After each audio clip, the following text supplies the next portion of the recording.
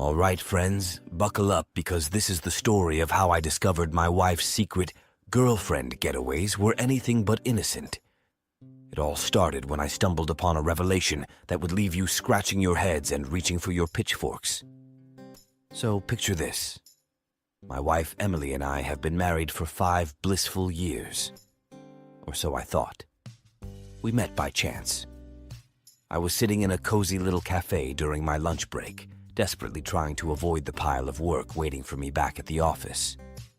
As I sipped on my cappuccino, I couldn't help but notice a woman sitting alone at a nearby table. She had this captivating smile that could light up a room.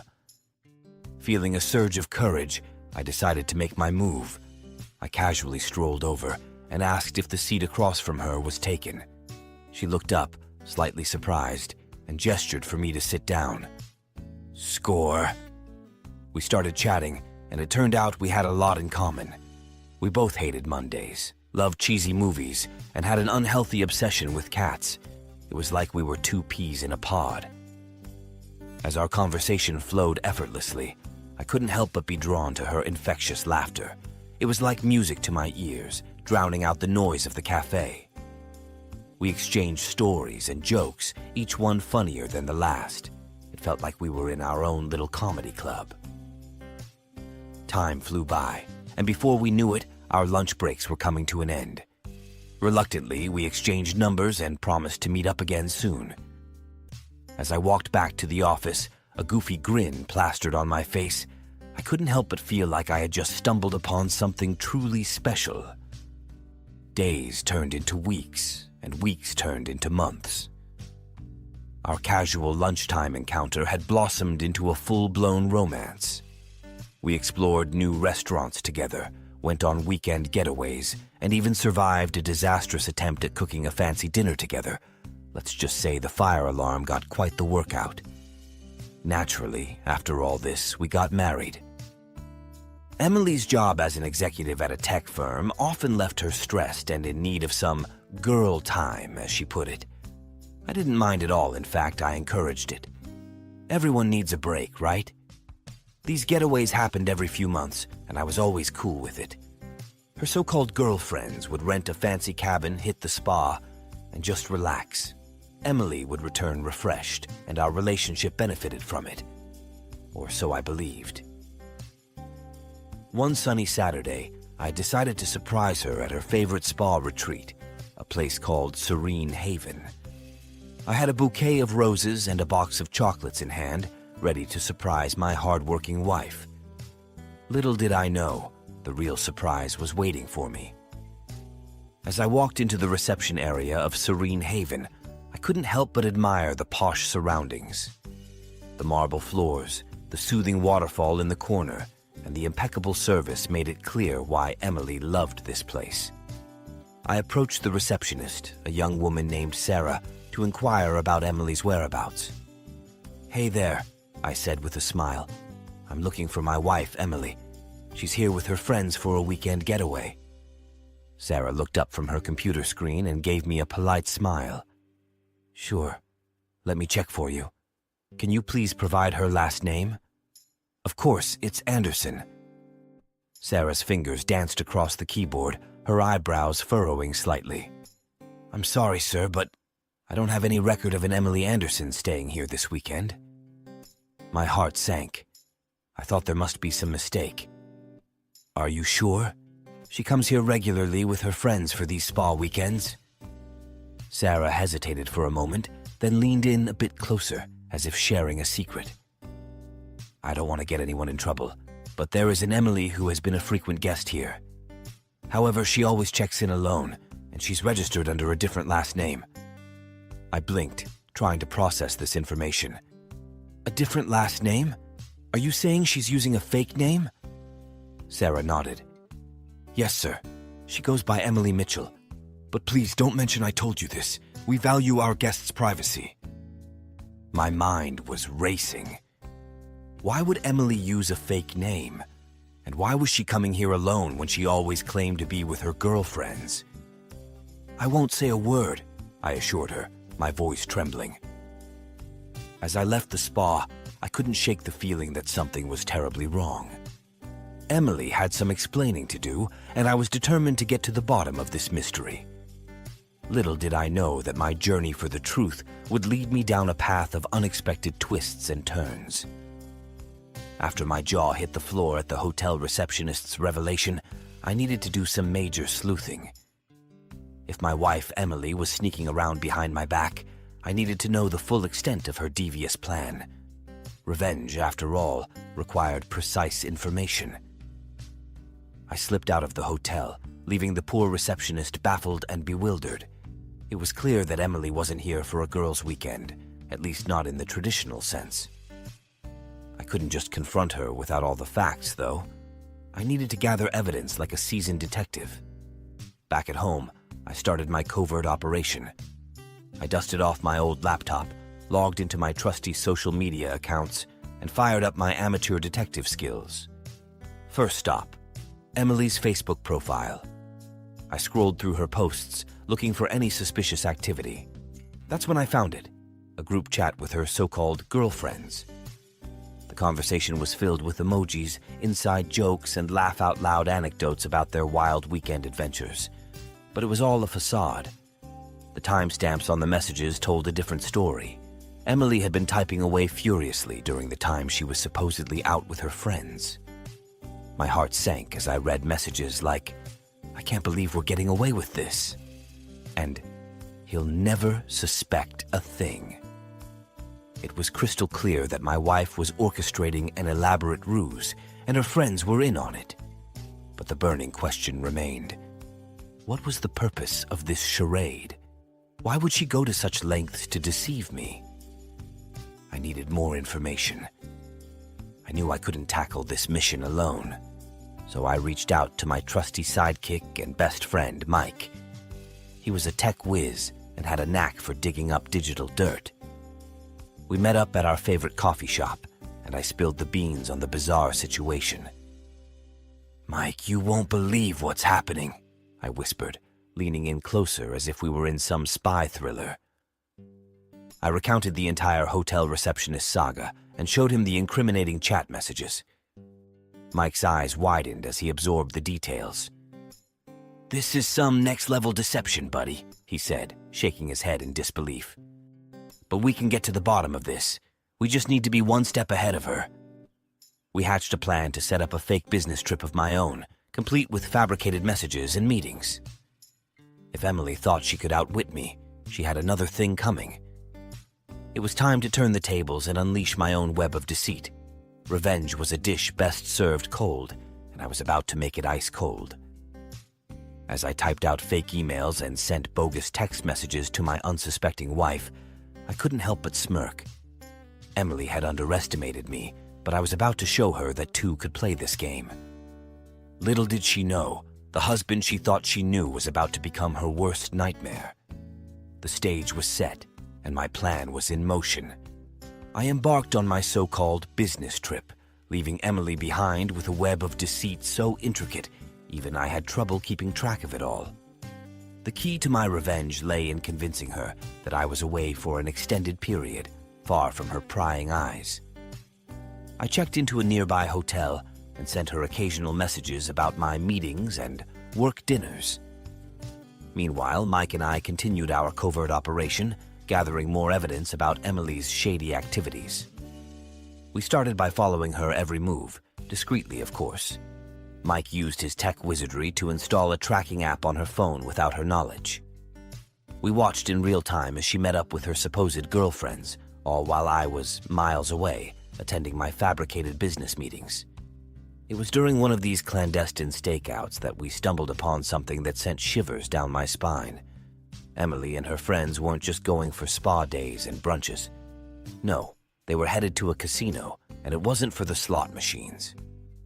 I watched as Emily entered the lavish establishment with a group of women, dressed to the nines. The glitzy casino was a far cry from the innocent girls' weekend she had portrayed it as. This wasn't about spending quality time with friends. It was about indulging in a secret life of extravagance and thrill-seeking. As I observed her at the blackjack table, my anger grew. Her fingers tapped nervously on the table, beating out a simple melody. But now it didn't seem to me as cute as it was at the time of our acquaintance. I felt all her emotions. Taking a seat at the blackjack table, Emily exuded confidence, channeling their inner James Bond. She were dealt a pair of aces, causing their heart to skip a beat. This was her moment to shine, or so she thought. Filled with excitement, Emily made the impulsive decision to go all in, adopting the mantra of, "You only live once." The dealer raised an eyebrow at this bold move, but proceeded nonetheless. The cards were dealt, and a wide grin spread across her face. However, her joy was short-lived as the dealer revealed a blackjack. Panic and horror washed over her like a tidal wave. Flushed with embarrassment, Emily could feel the weight of the entire casino's gaze upon them. Her luck had quickly evaporated, leaving them feeling anything but fortunate. To add insult to injury, the subsequent rounds proved to be just as disastrous. Lady Luck had abandoned her completely. Every time they hit, they went bust. Every time she stood, the dealer miraculously pulled out a winning hand. It seemed as though the cards themselves held a personal grudge against Emily. I kept watching her crash. Emily was gambling away our hard-earned money, all the while thinking she had pulled the wool over my eyes. It was a betrayal that cut deep. I couldn't help but think back to the hotel receptionist's words. "Your wife is quite the gambler," she had said with a knowing smile. It all made sense now. Emily had been using these supposed weekend getaways as a cover for her reckless gambling habit, and her friends were her enablers. Mike and I decided to dig deeper into her financial activities.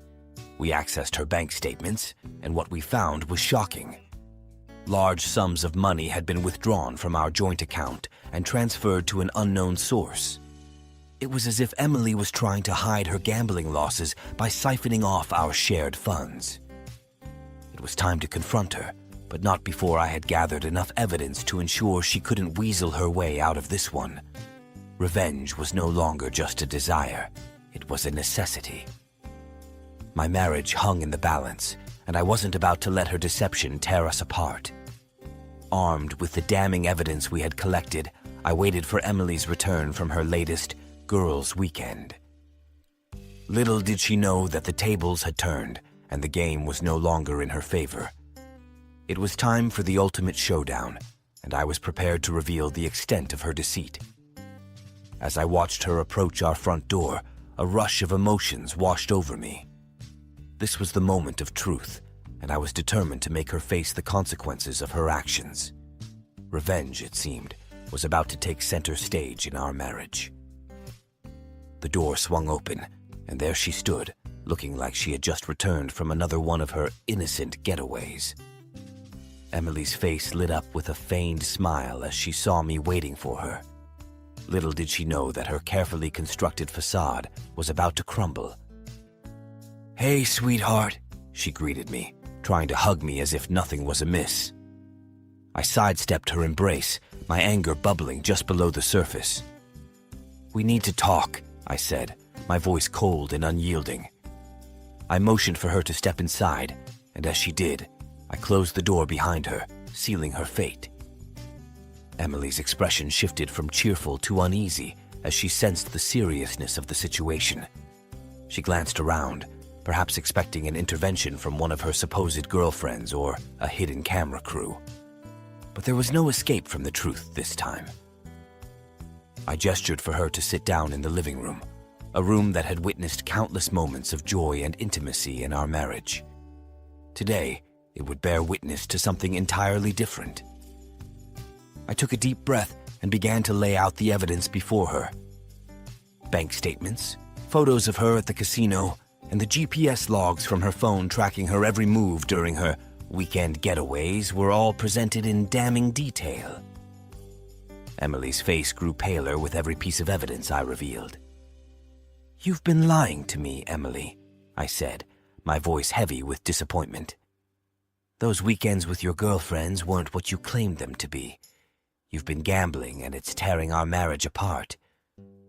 She stammered, attempting to come up with an excuse, but the evidence was irrefutable. The truth had caught up with her, and she had nowhere to hide. Tears welled up in her eyes as the weight of her deception pressed down on her. "I didn't think you'd understand," she finally admitted, her voice trembling. "I was just trying to escape the stress, to have some fun." My anger began to ebb, replaced by a profound sadness. I had loved this woman, shared my life with her, and now I was witnessing the unraveling of our relationship. The revenge I had sought suddenly felt bittersweet. "I wish you had talked to me," I said, my voice softer now.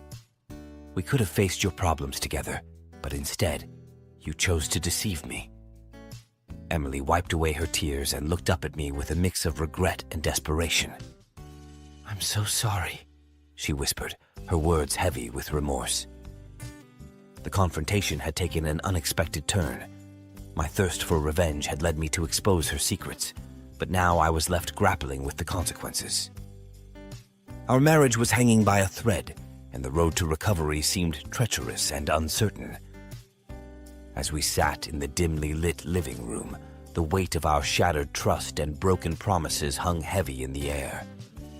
The battle for revenge had left scars on both of us, scars that would take time and effort to heal.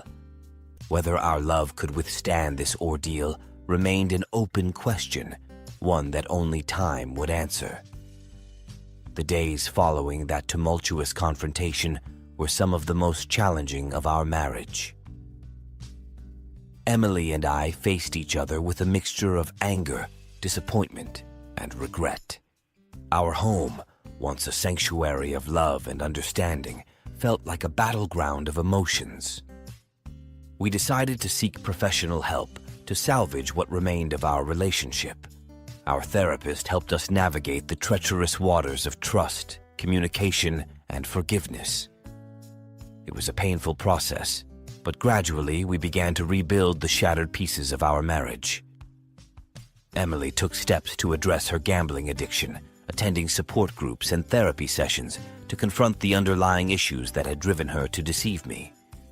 It wasn't easy, but I saw genuine remorse in her eyes, and that gave me hope. As for my quest for revenge, I realized that it had been a double-edged sword.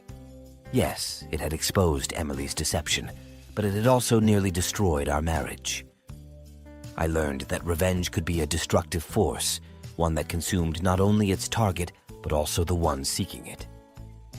Over time, as we worked on healing and rebuilding trust, I found it in my heart to forgive Emily. It wasn't a quick or easy process, but forgiveness was the only path forward if we wanted to salvage our relationship. One evening, as we sat on our porch watching the sunset, I took Emily's hand in mine. "We've been through a lot," I said, my voice soft and filled with emotion. "But I believe in second chances. I believe in us." Tears welled up in Emily's eyes as she squeezed my hand. "I love you," she whispered, her voice trembling. "And I'm so sorry for what I've put you through." We leaned in and shared a kiss filled with the promise of a fresh start. It was a moment of redemption, a moment where we chose to let go of the past and embrace the future together. Our journey wasn't without its challenges, but as the weeks turned into months, our love grew stronger. We rebuilt our marriage on a foundation of honesty, trust, and open communication. The scars of our past were a constant reminder of the price we had paid, but they also served as a testament to our resilience. Revenge had led me down a dark path, but it had ultimately brought us to a place of forgiveness and redemption. Our love had weathered the storm, emerging stronger than ever before. And as we sat on our porch, hand in hand, watching the stars twinkle in the night sky, I couldn't help but believe that sometimes, even the darkest moments could lead to a brighter future. All right, everyone's presentations are done. Nick, the manager, said as he tried to move the discussion forward. Excuse me, I haven't. I recently found out something. Nick interrupted me and began to speak. There's apparently someone in this department who didn't graduate high school and is just a part-timer. Meetings should be for employees only. Absolutely right.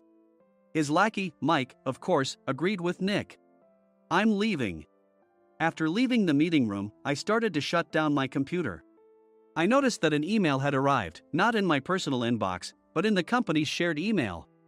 Thinking, there's no point in speaking up, no one will listen, I went home quietly. The next day, I heard a commotion from Nick's desk. He was staring at his computer screen, his face pale. Nick! Is something wrong?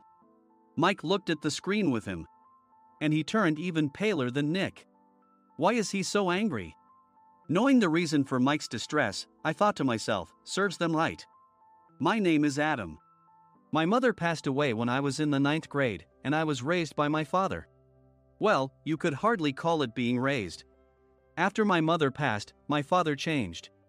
He drowned his sorrows in alcohol, and though he still went to work, he squandered our living expenses on horse racing. Because of that, I had to start working part-time as soon as I entered high school. Every month, I went to the convenience store with bills in hand that couldn't be auto-deducted from my father's account. Even though I endured it because I didn't want to be alone, I reached my limit in my second year of high school and dropped out. I found a live-in job at a distant inn. Thank you for everything. The day I left home, my father, still staring at the TV, spoke. Take care.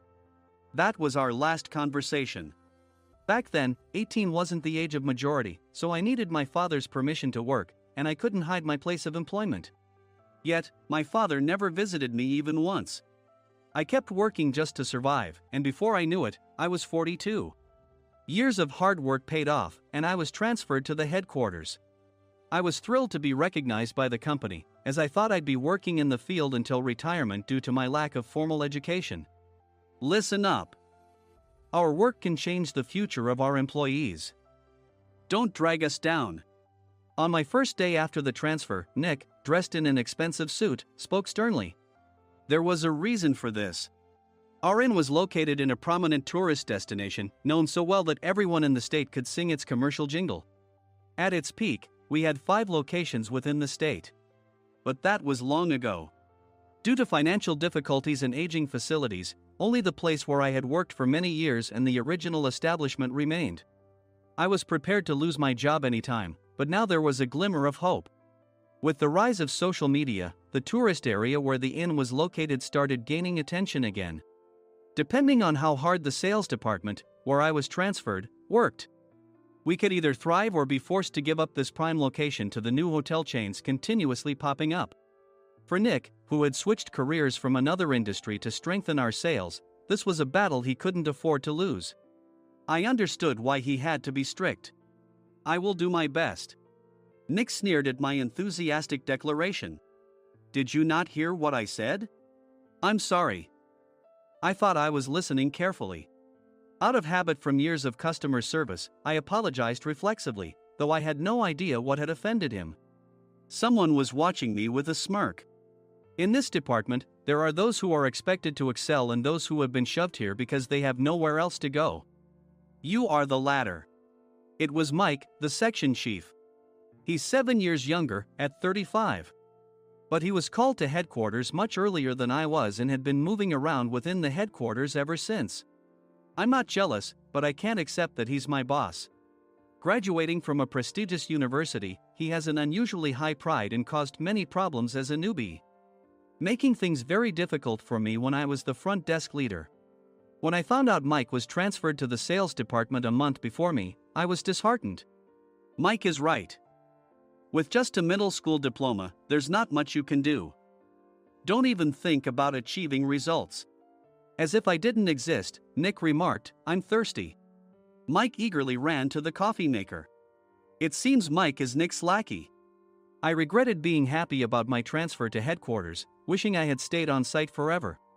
Send a direct mail to every company on this list by the end of the day. Nick only assigned me tasks that even a new graduate could handle. What? There are over 1,000 companies. You want me to send to all of them by today? Yes, if you and your fellow misfits split the work, even those with nowhere else to go should finish by today. I glanced at the employees typing away expressionlessly. They were worn out from customer service, only thinking about leaving on time, or were women reassigned after having children. With zero motivation for work. Even Sam, a new graduate from the same university as Mike, who was supposed to be among the expected achievers, had no enthusiasm for the job. Having joined the company wanting to do customer service. "I don't care what they say, I plan to quit anytime," he said. Only Nick and Mike were highly motivated, making all the decisions between the two of them.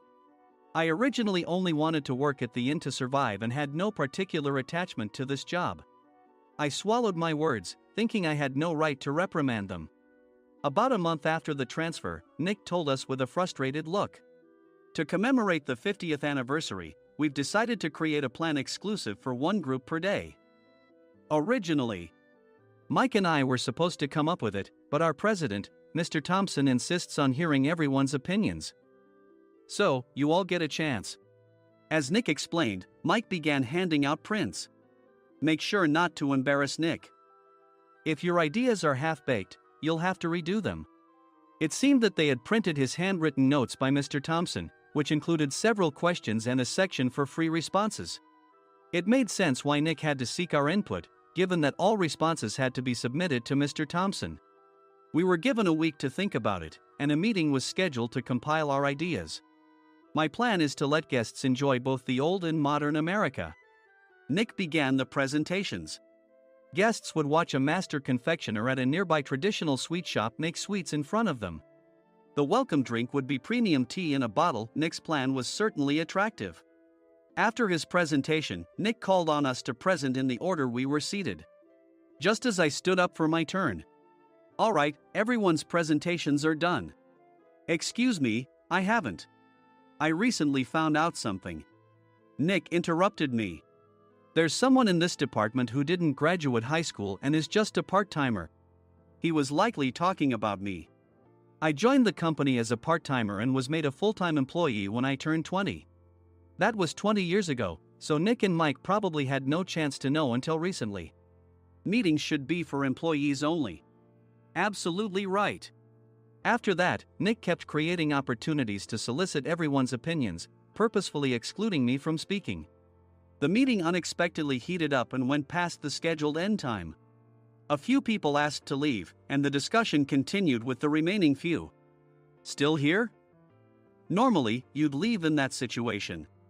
Though I had no attachment to the job initially, hearing kind words from customers made me want to make them happier. For someone like me, with nowhere to go, the inn was my home and customer service was my life. I felt pathetic about my current self. "I'm leaving." I left the conference room and started shutting down my computer. I noticed an email had arrived, not in my personal inbox, but in the company's shared email. Thinking no one would listen to what I had to say anyway, I quietly went home. The next day, while preparing the DM as instructed, I heard a commotion from Nick's desk. In his haste to stand up, he hit his knee on the desk. He stared at his computer screen, his face pale. "Nick, what's wrong?" Mike, thinking he should be the first to rush over, approached Nick while still wearing his coat. He peered at the screen with Nick. And he turned even paler than Nick. Why is he so angry? Who is responsible for this company? Nick, more irritated than ever, asked, and Mike answered without checking. Probably Sam. Sam wasn't there because he was attending a morning training session for new hires. Nick gave up on getting angry and returned his gaze to the screen. They were looking at an email that arrived right after the end of the working day yesterday. Apparently, no one, including me, had checked it before leaving. The email was from a large company that used us for their annual employee trips. The president and executives of that company also frequently used our services personally. President of the company, Mr. Mason himself, had declared that neither he nor his company would ever use our services again. Well, some companies cancel their employee trips or stop using our services due to financial struggles. Let's just move on. Mike kept wiping the sweat from his forehead with a handkerchief. Knowing why Mike was so agitated, I quietly watched their interaction. Do you know how much revenue we get from that company? We can find other guests to fill the rooms, but we'll lose the banquet costs, gift shop revenue, rental car fees, and more. Moreover, the gifts were supposed to be prepared by the traditional confectionery shop involved in Nick's proposed plan. If it's known that we incurred such a huge loss at this critical time, Nick's position in the company would be jeopardized. Nick took a deep breath, seemingly trying to calm himself. All right, Mike.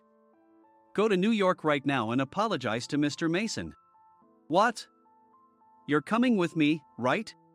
I have urgent work to do. I trust you, which is why I'm entrusting this to you. Please. Mike, believing Nick's sincerity, agreed with a determined look on his face, saying, yes. That's Nick for you. Even if Mike went to apologize, Nick would shift all the blame onto him if the client didn't change their mind. Well, it was Mike's fault to begin with, so it served him right. About 3 hours later, Sam answered a call from somewhere and repeatedly apologized, saying, I'm very sorry. Everyone watched to see what was happening. After ending the call, he informed Nick with a weary tone. When Mike arrived at the client's company, he only made things worse, further infuriating Mr. Mason. He was demanding, get his boss here immediately. It was no wonder Sam was exhausted, dealing with such a call right after returning from training. What is that idiot doing? All right, Adam, you're coming with me. If sacrificing Mike didn't work, then I must be next. Normally, I'd want to refuse at all costs, but I saw an opportunity in this situation. If I can be of assistance, I'd be happy to join you. I obediently followed Nick, and we flew to New York. When we introduced ourselves at the reception, it became clear how serious the situation was. As the receptionist personally escorted us to the president's office. Angry voices leaked through the door, making both Nick and me uneasy. Excuse me. I'm Nick, the supervisor. I understand my subordinate has caused you trouble, and I deeply apologize. Nick, with his experience in the corporate world, knew enough to offer an apology before excuses.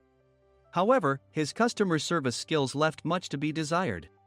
I sighed as I saw Mike trembling like a small dog in the corner of the room. What kind of training are you giving your subordinates? Mr. Mason glared at Nick with a red face. The intensity of his gaze made even Nick take a step back. Regrettably, I joined this company only 2 years ago and was unaware of Mike's issues. I should have identified his shortcomings sooner. Indeed. I should have realized sooner. No sensible person would come to apologize and then give a lengthy presentation on the drawbacks of not using their in. Nick froze, his mouth slightly open. Suspecting the worst, I picked up the documents that had fallen to the floor. It seemed Mike hastily prepared these documents on the plane, listing the disadvantages. Disadvantage 1: if you change the venue for the company trip, employees might suspect it's for cost-cutting reasons, leading to a negative impression. Reading it aloud half-jokingly, Nick snatched the papers from my hand and checked the contents with a furious expression. Among the stack of documents was a receipt from a nearby convenience store's copy machine. I felt a pang of dread, hoping he hadn't shown the receipt as well. What do you think he said when I asked what kind of nerve he had to do this? I'm very sorry. Faced with the dire situation, Nick must have thought there was nothing left to do but apologize. In a voice smaller than I'd ever heard from him, he uttered words of apology. He said, I'm a Harvard graduate. I don't believe I said anything wrong. Mike! What have you done? Forgetting his plan to pin the blame on Mike, Nick yelled loudly, even in front of Mr. Mason. I didn't do anything wrong. You're still saying that? Look at him. Mike pointed at me with a shaking hand. I was assigned to headquarters in my 20s and now I'm a section chief. This guy only made it to headquarters at 42. Everything I've done proves I was right. So why are we losing the contract? Having said his piece, Mike collapsed to the floor. Of course. You were sent there because you had nowhere else to go. Mike never expected to hear such words from someone he looked down upon. He lunged at me, and Nick hurriedly stepped in to stop him. Mr. Thompson told me Mike is a quick thinker, and to take good care of him. There's no way he was pushed aside. Don't make things worse here. He didn't say quick thinker, he said only quick-witted, didn't he? I don't remember that part. I recalled the many troubles Mike caused when he was a newbie. When Mike was on the front line, his pride was so high that he never apologized to customers. Customer service, especially in our job, doesn't work alone. It brings both good and bad situations. If the front staff or housekeepers made mistakes, or the cleaning company didn't properly clean a room, one had to apologize to the customers regardless of personal fault. Mike, in such situations, would never apologize, insisting he wasn't at fault. This often angered customers, and as the front desk leader, I frequently had to apologize on his behalf. He caused complaints and disrupted operations, which is why he was quickly moved to headquarters. In departments where he didn't interact directly with customers, his quick thinking was beneficial and things went well. But it seemed his flaws were starting to show. Corporate reservations are supposed to be entered into the system by the sales representative. But a quick check yesterday revealed that more than 10 items were missing from the client's reservation. The handover document clearly stated what needed to be prepared. Why didn't you enter it into the system? Why do we have to give them special treatment? Filling rooms near the banquet hall, setting up all the food in advance. Specifying the brand of wine, they're too demanding. No wonder he always angered customers, I thought, feeling a headache coming on. Grouping them in rooms near the banquet hall is for our benefit too. It makes it easier for the staff to set up beds and serve breakfast since everyone's schedule is synchronized. As for the other requests, Mr. Mason suggested them to lighten our load. I didn't know that. Nick finally seemed to realize that Mike was the one who had angered the client. What did you say to them? I just told them we wouldn't give them special treatment anymore. We shouldn't waste effort on things that don't bring in money. I was utterly exasperated at his lack of understanding of customer service. Of course, we shouldn't comply with unreasonable demands. But carrying over successful practices from past stays makes customers feel remembered and enhances their experience. Good memories encourage repeat visits. That's part of our job. I looked down at Mike, who was sitting on the floor. In our job, nothing is a waste. Mr. Thompson likely moved you to the sales department, hoping you'd finally understand this. How do you think he feels now that you failed to meet his expectations? Mike, tears in his eyes, fled the president's office. I was amazed he still hadn't apologized. You have it tough, Adam. It's okay, we're all employees of the same company. I deeply apologize for this disrespectful incident. Especially after all the care you've shown us. If it weren't for you, Adam, I really would have stopped staying here. When I heard you were moving to the sales department, I was willing to reconsider if you handled it. Seeing us talk so amicably, Nick's face contorted. Do you two know each other? Adam's service is excellent. I always requested him specifically. Normally, we don't accept specific staff requests, but we made an exception for Mr. Mason, adjusting my shifts accordingly. He had personally stayed at our hotel just before my transfer, and during casual conversation, I mentioned, I'm moving to the sales department soon. If I hadn't told him then, things could have been much worse. Please continue to take care of us. I look forward to it.